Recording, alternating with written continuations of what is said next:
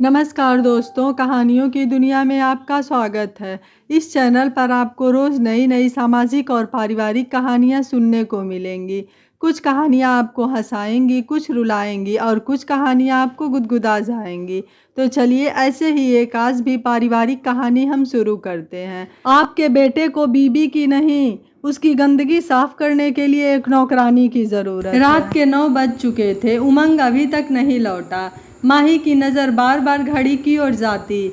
आज उमंग उससे कह गया था कि शाम को जल्दी आ जाएगा और दोनों माँ से मिलने अवश्य जाएंगे। कल से माँ को बुखार है, पापा ने सुबह फ़ोन कर बताया था कि माँ याद कर रही हैं, आकर मिल लो। उसने उमंग से कहा भी कि वो माँ से मिलने जाएगी, परंतु उमंग ने ही कहा कि वो जल्दी आ जाएगा और फिर दोनों साथ ही चलेंगे। और अब तक उसका कुछ पता नहीं था। उसने मोबाइल उठाकर उसे फ़ोन किया, पर उमंग ने फ़ोन नहीं उठाया। थोड़ी देर बाद ही मैसेज आ गया, मैं दोस्तों के साथ हूँ, चेतन का जन्मदिन है, मुझे देर हो जाएगी, तुम खाना खाकर सो जाओ। यह पढ़ते ही माही की आंखों में आंसू आ गए। वो अपनी बीमार माँ से मिलने के लिए सुबह से तड़प रही है और उमंग जन्मदिन की पार्टी में चला गया। फिर वह उठी, अलमारी से अपना पर्स निकाला, गैस बंद कर नल चेक किए, दरवाजे को लॉक किया और बाहर सड़क पर आ गई। कुछ ही देर में उसे टैक्सी मिल गई। उसका दिल तब तक डर से कांपता रहा जब तक वो माँ पापा के घर पहुँच नहीं गई। अरे बेटा, इतनी देर से, उमंग कहाँ है? पापा ने दरवाज़ा खोलते ही पूछा। माँ से तो मिल लूँ पापा, उसने जैसे पापा के हर सवाल को अनसुना कर दिया। जा, बेडरूम में है। माँ कैसी हो? माही आ गई बेटा। हाँ माँ, बुखार अभी उतरा नहीं, वो माँ के माथे पर हाथ रखती हुई बोली। डॉक्टर ने कहा 2-3 दिन लगेंगे बुखार उतरने में, वायरल है। पापा भी अब तक बेडरूम में आ गए थे। कुछ खाया है माँ ने? 2 बिस्किट खिलाए हैं ज़बरदस्ती, कहती है भूख नहीं लगी। और आपने? गंगा दोपहर को बना गई थी आलू गोभी और रोटी, पर इस समय मन नहीं है। माही ने मुश्किल से खुद को रोने से रोका। उसके पापा को बासी खाना कभी अच्छा नहीं लगता था और किसी और के हाथ का तो वो खा ही नहीं पाते। दवा ली है माँ? हाँ बेटा। माही ने दीवार पर लगी घड़ी देखी, 10:30 बज रहे थे। पापा आप माँ के पास बैठो, मैं सूप बनाती हूँ। क्यों परेशान हो रही है? माँ मैं भी पीऊँगी। ठीक है बेटा, बना ले। माही ने किचन में जाकर मूंग की दाल का सूप बनाया और कुछ टोस्ट पर बटर लगाकर माँ पापा के बेडरूम में ले आई। पापा आप कुर्सी पर बैठकर सूप पी लीजिए और ये टोस्ट खा लीजिए, मैं माँ को सूप पिला देती हूँ। उसने एक प्लेट में सूप का बाउल और 2 टोस्ट रखकर पापा को देते हुए कहा, बेटा मैं खुद पी लूँगी, तू भी कुछ खा ले। माँ मैं भूखी नहीं रहने वाली, आपको पता है ना मुझसे भूख बर्दाश्त नहीं होती है। चलिए उठकर बैठिए। उसने माँ को सहारा देकर तकियों के सहारे बैठा दिया और धीरे धीरे सूप और एक टोस्ट माँ को खिला दिया। माँ ने दूसरे टोस्ट के लिए मना कर दिया तो उसने भी जिद नहीं की। जानती थी कि बुखार में भूख नहीं लगती, पर कुछ खाना तो ज़रूरी होता है। फिर उसने भी वहीं बैठकर सूप पिया और सभी बर्तन उठाकर किचन में रखकर अपने कमरे में गई। अलमीरा में उसके शादी के पहले के कपड़े माँ ने बहुत संभाल कर रखे थे। वो जब भी आती उसे यही कपड़े पहनना पसंद था। उसने अपनी टी शर्ट और पजामा प्लाजो पहना और किचन से पानी के 2 जग भर के अपने कमरे में रखा और दूसरा माँ के कमरे में ले आई। पापा आप मेरे कमरे में जाकर सो जाइए, मैं माँ के पास सोऊंगी। पर बेटा तू परेशान क्यों हो रही है? पापा प्लीज़। अच्छा उमंग को पापा वो विक्स दीजिएगा ज़रा। पापा की बात को इग्नोर करते हुए उसने विक्स की डिब्बी की ओर इशारा किया। विक्स की डिब्बी उसने अपने पास रख माँ से कहा, माँ एक बार बाथरूम हो आओ, नहीं तो नींद खराब होगी रात को। हाँ देखा आपने, अब ये मेरी माँ बन गई है, माँ ने पापा से हंसते हुए कहा। सब देख रहा हूँ, अच्छा है ना, मुझसे तो तुम संभलती नहीं हो। कोई नहीं पापा, मैं हूँ ना, आप सो जाइए। ठीक है बेटा, दूसरा कंबल अलमारी में है। अरे मैं तो भूल गई, कमरे से अपना कंबल लाना। मैं लाता हूँ बेटा। नहीं पापा, बस माँ बाथरूम हो आए, मैं ले लेती हूँ। जब तक माँ बाथरूम में थी उसने जल्दी से बिस्तर की चादर को झाड़कर ठीक से बिछा दिया। फिर माँ को बिस्तर पर लिटाकर उसने उन्हें कंबल ओढ़ाया और पापा का कंबल उठाकर अपने कमरे में रखा और बेड के ड्रॉ से अपना फूलों वाला प्याजी रंग का कंबल उठा लाई। उसे अपना यह कंबल बहुत पसंद था। पापा, अब आप जाकर सो जाइए, 1 बज गया है, सुबह आराम से उठिएगा, सर्दी भी है और आपकी नींद भी पूरी हो जाएगी। ठीक है बेटा। पापा ने उसके सर पर हाथ रखा और उसके कमरे में चले गए। माही ने माँ के मना करते करते भी उनके पैरों में विक्स लगाकर हल्की हल्की मालिश शुरू कर दी। आराम मिलते ही माँ को नींद आने लगी और कुछ देर में ही वो सो गईं। माही भी माँ की बगल में लेट गई। नाइट बल्ब की रोशनी कमरे में फैली थी। उसने मोबाइल उठाकर देखा, उमंग का कोई मैसेज तक नहीं था। ना चाहते हुए भी उसने उमंग को मैसेज कर दिया, मैं माँ के साथ हूँ, बुखार अभी भी है, जब तक माँ की तबीयत ठीक नहीं हो जाती मैं यहीं रहूँगी, चाहो तो यहीं आ जाना, मोबाइल बंद कर रही हूँ वरना माँ के आराम में बाधा होगी। मैसेज भेजकर उसने मोबाइल ऑफ कर दिया। माँ गहरी नींद में थी, उसने भी आंखें बंद कर ली। सुबह उसने सबसे पहले मोबाइल चेक किया। उमंग ने मैसेज पढ़ लिया था पर कोई जवाब नहीं दिया था। वो फ्रेश होकर किचन में गई। माँ पापा की चाय बनाकर उसने फ्लास्क में डाली और अपना चाय का कप लेकर वो बालकनी में आ बैठी। नीचे सड़क पर इक्का दुक्का लोग ही वॉक करते नजर आ रहे थे। तभी उसने दूध वाले भरत काका को आते देखा।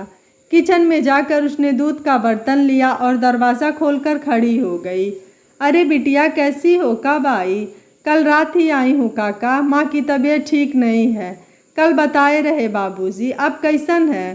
पहले से बेहतर है, आज डॉक्टर से बात करूँगी। आपके घर में सब ठीक है ना? हाँ बिटिया, सब राम जी की कृपा है। काका, आधा लीटर ज़्यादा देना दूध। मालूम है हमका बिटिया, अभी रहिएगा ना? हाँ काका, कुछ दिन तो हूँ। जमाई बाबू अच्छे हैं ना? आए हैं कि नहीं? काका, काम बहुत है आजकल। अच्छा बिटिया, चलत है। ओके काका। उसने अंदर आकर दरवाज़ा बंद कर लिया और दूध गर्म होने के लिए रख दिया। तभी उसे लगा जैसे माँ ने पुकारा हो। वो जल्दी से कमरे में गई तो माँ बिस्तर से उठने की कोशिश कर रही थी। वो सहारा देकर माँ को बाथरूम तक ले गई। माँ के फ्रेश होकर आते ही वो उनके लिए चाय ले आई। आते आते उसने अपने कमरे में झांक कर देखा, पापा अभी भी सो रहे थे। उसने 2 बिस्किट के साथ माँ को चाय दी। बुखार कल रात से कम तो था पर उतरा नहीं था। उसने घड़ी में समय देखा, 7:30 बज रहे थे। उसने मोबाइल उठाकर फैमिली डॉक्टर रत्ना को फ़ोन किया। हेलो माही। हाँ हेलो डॉक्टर, कैसी हैं आप? मैं अच्छी हूँ, आ गई माँ के पास? हाँ डॉक्टर, माँ का बुखार उतरा नहीं है। अच्छा, वैसे ये वायरल है, 5-6 दिन तो लग ही जाते हैं, कोई परेशानी की बात नहीं है। बुखार तेज तो नहीं है ना? नहीं, हल्का ही है, पर अगर आप क्लिनिक जाते हुए माँ को देखती जाती तो अच्छा होता, प्लीज़। अरे ये प्लीज़ क्यों, मैं 9 और 9:15 के बीच आ जाऊँगी। ठीक है डॉक्टर, थैंक यू। वेलकम माही। थोड़ी देर में पापा भी उठ गए। माही ने उन्हें चाय दी। पापा, आप माँ के पास बैठिए, मैं नाश्ता बनाती हूँ। माही, माँ बोली। हाँ माँ, फ्रिज में गाजर है और मटर भी, उपमा बना देना बेटा, मेरा मन कर रहा है, मुझसे तो ठीक से कभी बनता ही नहीं। मैं बनाती हूँ माँ, बस जो खाने का मन करे वो बता दीजिएगा। गंगा भी आती होगी। ठीक है माँ। वो किचन में उपमा बनाने की तैयारी कर ही रही थी कि दरवाजे की बेल बजी। गंगा ही थी। नमस्ते दीदी। नमस्ते गंगा, आओ। कैसी हो दीदी? ठीक हूँ गंगा, तेरे घर में सब ठीक है ना? हाँ दीदी, पिछले हफ्ते छोटी बेटी को भी वायरल हुआ था, अब ठीक है, पर कमज़ोरी अभी भी है। हाँ, ये वायरल कमज़ोर तो कर ही देता है। फल वगैरह खिला उसे। बाबूजी ने अलग से 2000 दिए थे फल वगैरह के लिए, और डॉक्टर की फीस भी बाबूजी ने ही दी। अच्छी बात है ना, तू भी तो घर की ही है। आप अच्छी हो ना? हाँ गंगा। माँ जी कैसी हैं अब? उनसे मिल आऊँ 2 मिनट? जा मिला। माही उपमा बनाने फिर किचन में आ गई। उपमा बनाकर उसने हॉट बॉक्स में डाला और माँ के पास आ गई। गंगा घर की साफ सफाई में लग गई। डॉक्टर ने भी आकर चेक किया, कोई प्रॉब्लम नहीं है, बस दवा समय से देते रहना, 2-3 दिन में ठीक हो जाएंगी। ब्लड प्रेशर थोड़ा बढ़ा हुआ है, इन्हें आराम करना है बस। ठीक है doctor, thank you so much. Doctor के जाने के बाद माही ने माँ और पापा को नाश्ता दिया, फिर गंगा को नाश्ता देकर खुद भी कर लिया। गंगा जी दीदी, थोड़ा सा आटा गूँथ दे, मूंग की थोड़ी दाल भिगो दे, और एक प्याज और 2 टमाटर काट दे। सब्जी तो कोई है नहीं, मैं मंगवा लेती हूँ। उसने फ़ोन उठाकर कुछ सब्जियों और फल का ऑर्डर दे दिया। 20 मिनट में सब आ गया। गंगा, सब्जियां टोकरी में रख दे और फल भी रख दे। मैं खाना बना देती हूँ ना दीदी। मैं बना लूँगी गंगा, शाम को आएगी ना। दीदी आजकल बहुत जल्दी अंधेरा हो जाता है, 4 बजे आऊँ तो चलेगा?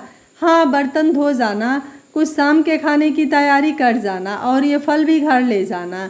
माही ने अलग रखी फलों की थैली की ओर इशारा किया। जी दीदी, मैं माँ के पास जा रही हूँ। ठीक है। माही ने मोबाइल देखा। अब तक उमंग का कोई मैसेज नहीं था। उसने 1 मिनट कुछ सोचा, फिर उमंग को फ़ोन लगाया। हेलो, उधर से नींद भरी आवाज़ आई। उमंग, अभी तक बिस्तर पर हो, ऑफिस नहीं जाना क्या? नहीं। क्यों? रात को दोस्तों ने बहुत पिला दी, सर में दर्द है। पर तुम्हें क्या, तुम तो मायके जा बैठी हो। उमंग, माँ की तबीयत ठीक नहीं और तुम बीमार नहीं हो। ये हैंगओवर नशे के कारण है, इसमें कोई क्या कर सकता है। तुम्हें तो मेरे साथ यहाँ आना था और तुम अपने दोस्त के जन्मदिन की पार्टी में शराब पीने चले गए। दिमाग मत खाओ मेरा, तुम तो चली गई ना। गई तो गई, अब तक लौटी भी नहीं। यहाँ होती तो नींबू पानी तो बना देती मुझे। उमंग, तुम्हारे हैंगओवर से ज़्यादा फिक्र मुझे माँ की है। अगर तुम बीमार होते तो बात अलग थी। ओह, तो तुम मुझे बीमार देखना चाहती हो। बात को गलत मोड़ मत दो उमंग, ये कोई पहली बार नहीं है। तुम्हारे पास मेरे लिए वक्त कहाँ है? सुबह के निकले, रात को कभी 10 बजे आते हो तो कभी 11 बजे, जबकि तुम्हारा ऑफिस 6 बजे बंद हो जाता है। तो क्या तुम्हारे पल्लू में बंधा रहूं? उन मर्दों में से नहीं हूँ मैं, तो मैं भी कोई नौकरानी नहीं हूँ तुम्हारी। बस तुम्हारे लिए सुबह का नाश्ता और टिफिन बना के दो। रात को तो तुम घर में खाते ही नहीं। शादी को 1 साल होने वाला है, आज तक तुम एक फिल्म तक दिखाने नहीं ले गए। दोस्तों के लिए हर शाम वक्त ही वक्त है तुम्हारे पास। दिमाग मत खाओ मेरा, घर आओ ऑटो पकड़ के। नहीं, जब तक माँ की तबीयत पूरी तरह ठीक नहीं हो जाती मैं नहीं आऊँगी। और अब आऊँगी भी तब जब तुम ये अपनी पार्टियाँ बंद कर दोगे और मुझे वक्त दोगे। तो बैठो बाप के घर, नौकर बहुत मिल जाते हैं। वो उमंग की बातों पर हैरान हो गई। एक ही पल में उमंग ने पत्नी की तुलना नौकर से कर दी थी। ठीक है उमंग, नौकर ही रख लो अब, क्योंकि परिवार के साथ तो तुम रह नहीं सकते। जब तुम अपने माँ बाप के साथ नहीं रह सकते तो मेरा साथ क्या निभाओगे? मैं कल घर आकर अपना सामान ले आऊँगी। ले जाना, पर मुझे शक्ल मत दिखाना और चाबी मुझे ऑफिस के पते पर कोरियर कर देना। उमंग ने घटियापन की सारी हदें लांघ दी थी। भेज दूंगी, उसने फ़ोन काट दिया। वो बाथरूम में जाकर रो पड़ी। कुछ देर रोकर उसने स्नान किया और खुद को संभाल कर वो बाहर आ गई। फिर उसने किचन में जाकर जूस बनाया और माँ के पास आ गई। माँ, लो जूस पी लो। नहीं नहीं बेटा, मेरा मन नहीं है। मन नहीं है तो भी पियो, धीरे धीरे। उसने माँ को तकियों के सहारे बिठाकर धीरे धीरे जूस पिला दिया। माही, हाँ पापा। उमंग से बात हो गई? हाँ पापा। ऑफिस गया? हाँ। शाम को आएगा इधर? पता नहीं। क्या मतलब तुम्हें नहीं पता? पापा, ऑफिस में बहुत काम है आजकल। कब नहीं होता, जब भी आती है अकेले आती है, अकेले जाती है। उसे मिले हुए कितना समय हो गया। इस बार मैं रहने आई हूँ पापा, थोड़ा सामान चाहिए मुझे, वो कल जाकर ले आऊँगी। ये तो बड़ा अच्छा है कि तू रहने आई है, मैं भी तेरी माँ की तरफ से थोड़ा बेफिक्र हो जाऊँगा। बिल्कुल पापा, बस कल सामान ले आऊँ, फिर आप आराम से अपनी ट्यूशन लेना शुरू कर दीजिएगा। हाँ, 3 दिन से स्टूडेंट फ़ोन कर रहे हैं कि कब से आएँ, परसों से बुला लीजिए। ठीक है बेटा। अच्छा आप बैठिए, मैं खाना बना कर आती हूँ। गंगा से कहा होता बेटा। क्यों, मैं हूँ ना माँ, बना के खिलाऊंगी आप दोनों को। वैसे काफ़ी तैयारी कर गई है। माही बेटा, इतना परेशान ना हो, गंगा को बनाने दे। तू मेरे पास बैठा कर। जब से तेरी शादी हुई है 2 बात भी ठीक से नहीं कर सकी तुझसे। माँ, अब आराम से बातें करेंगे, जितनी चाहो उतनी, पर खाना मैं ही बनाऊंगी। और 2 दिन में तो आप भली चंगी हो जाएंगी, फिर तो हम दोनों किचन में रह सकते हैं। मुझे मीठे चावल, बेसन की सब्जी और गाजर मूली का पानी वाला अचार भी सीखना है आपसे। पूरी लिस्ट बना रखी है, माँ ने हंसते हुए कहा। और क्या, मुझे मूंगफली डाल के गुड़ की गजक भी सिखा दो। इतना सब कुछ सीखना है? हाँ, उमंग को पसंद है क्या ये सब, इसलिए सीखना है ना। ये सब मुझे पसंद है माँ, ये आप जानती हो, पर तुझे तो मेरे हाथ का पसंद है ना। हाँ, जब आप सिखाओगी मुझे तो बन भी जाएगा ना। अच्छा ये बात है, माँ हंसते हुए बोली। वही तो, वो माँ से लिपटते हुए बोली। अच्छा माँ, जब आपकी और पापा की शादी हुई थी उसके बाद कहाँ घूमने गए थे? हमने तो कोई हिल स्टेशन नहीं छोड़ा। साल में 2 बार जाते थे, गर्मी की छुट्टियों में और दिवाली की छुट्टियों में। और हर रविवार तेरे पापा मुझे गोलगप्पे खिलाने ले जाते थे।